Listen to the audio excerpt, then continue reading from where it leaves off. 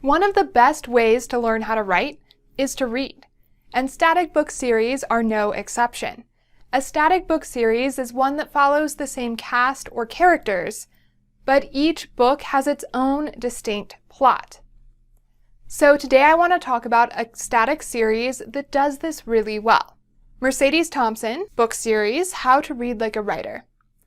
Through Patricia Briggs' urban fantasy series, you can see how you can craft a character that readers love and want to return to, and keep putting them in new situations to keep the series interesting. You'll learn how to show your character's personality traits, and how to plant seeds you can develop for later books. This is Ignited Ink Writing, a channel dedicated to helping authors like you transform your writing so it lingers with your readers, because writing that lingers gets remembered and recommended to others. I'm Caitlin Burvey, editor and writer. Let's start with characterizing Mercy. When you embark on a static book series, you need to make sure you have a main character readers can't get enough of.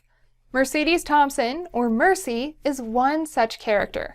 She is a strong, shape-shifting, mechanically inclined, Blackfoot Native American woman, and she is the driver of her story and her life. She's sassy and quick-witted, and all of these qualities come through in the way the author shows her interacting with others. Patricia Briggs never has to state Mercy is any of these things. Here's an example from Moon Called, where we can see Mercy's sass and thought process. I opened my mouth to make a smart comment, but Daryl caught my eye and made a cut-off gesture with his hand. If I'd had a really good comeback, I'd have said it anyway, but I didn't, so I kept my mouth shut. From this excerpt, we can see Mercy isn't afraid to throw back insults and put people in their place. But she's also smart. She's not out of control hot-headed. She picks and chooses when she pushes people's buttons and when she doesn't. She chooses when to listen to some good advice and when she might not listen. This shows that she is smart, it shows that she is sassy and quick-witted, and it shows that she's not afraid of other people. Notice I said showed. None of these qualities are things that Patricia Briggs needed to state about Mercy. When you're crafting a character-driven series, your readers should be able to learn about your character through their actions and thoughts like this. They shouldn't have to be told. This is particularly important when you're claiming a character is funny or quick-witted. Those don't mean anything when you tell a reader them. You have to show your character embodying those qualities for a reader to believe that is a quality your character possesses. So remember to show, don't tell, your character's personality traits in a static book series. Next, I want to talk about planting seeds and watering them. The nice thing about a static book series is you don't have to know everything about your plot or your characters up front. You can learn as you write. You can allow them to grow and reveal different facets of their personality as you write. Briggs does this really well. In the first book, we meet a vampire and a member of the Fae community, and they're just brief, minor characters. In later books, these become major players who bring the main conflict for the book to Mercedes Thompson. I don't know if Briggs knew that up front for every one of her minor characters that became important in later books, but she probably didn't. That's how you can plant a seed. You might have a character who comes back again and again, and then in a later book they become important. For example, if your character always sees the same person when they check out at the grocery store, that person might turn out to be a spy or a ghost, or someone who points them out of a lineup later on. An aversion to water could become your character's main weakness, or a major fear they have to overcome. So some little quirks, some people, some aspects of your world that you plant early on because they're interesting could later grow into a major plot point. Now, I do want to say there's a difference between planting seeds and leaving loose ends from subplots. A seed is something that's interesting, it might be a little quirky and memorable, but it doesn't really impact that story's plot. It doesn't feel like you've left anything unresolved if you don't return to it. A loose thread is a minor point like that that does become important, that is too big to leave untouched by the end of the book.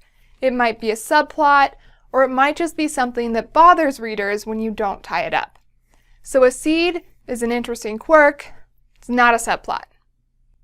Another example of planting seeds from the Mercedes Thompson series is a walking stick. The main character, Mercy, happens upon a magical walking stick that likes to just randomly appear. Sometimes it helps her, sometimes it gets in the way. And it does this occasionally for a few books later in the series. Then, in one book, it becomes a huge part of the plot and a huge part of the resolution. I doubt Briggs knew this funny little walking stick was going to become such a major player in her series. That's an example of something that you might enjoy writing into your book that can grow into something bigger and more important for your series. And it's not something that you have to have figured out the first time you put it in there. Next, I want to share why an editor recommends writers read the Mercedes Thompson static book series. Patricia Briggs has been one of my favorite authors since before I was a writer. I started writing as an adult, so I do remember what it was like to just be a reader. I'm not one of those writers who knew I wanted to write books from the age of 5. That was not me. What that means is there's a lot of books that I loved as a reader that once I started writing were not so much fun to read again because they weren't as well written. My standards had changed. Patricia Briggs books are not like that. I still love them. I will say in the Mercedes Thompson series, in my opinion, the first 6 or 7 books are the best. After that, I think some characters had arced and Briggs tried to push them to keep her series going. So don't do that when you're writing your static book series. Be disciplined. Know when it's over. Don't try and push it forward. There are other examples of static book series where the author kept writing even though it was clearly done. And that does not make fans happy, and it doesn't make them want to read your next series. So be conscious of where your ending might fall. What do you love about the Mercedes Thompson or another static book series? Share your praise in the comments below. And for more videos on book series and how to read like a writer, subscribe to Ignited Ink Writing, a channel dedicated to helping authors like you transform your writing so it lingers with your readers. Because writing that lingers gets remembered and recommended to others. I'm Caitlin Burvey, editor and writer. You can find out more about me at www.ignitedinkwriting.com. There you will also find a free point of view comparison chart, which will help you choose the right point of view for your static book series. And now it's your turn to show your character development and their personality traits, and to plant seeds that you can grow and water later in your static book series to ignite your ink.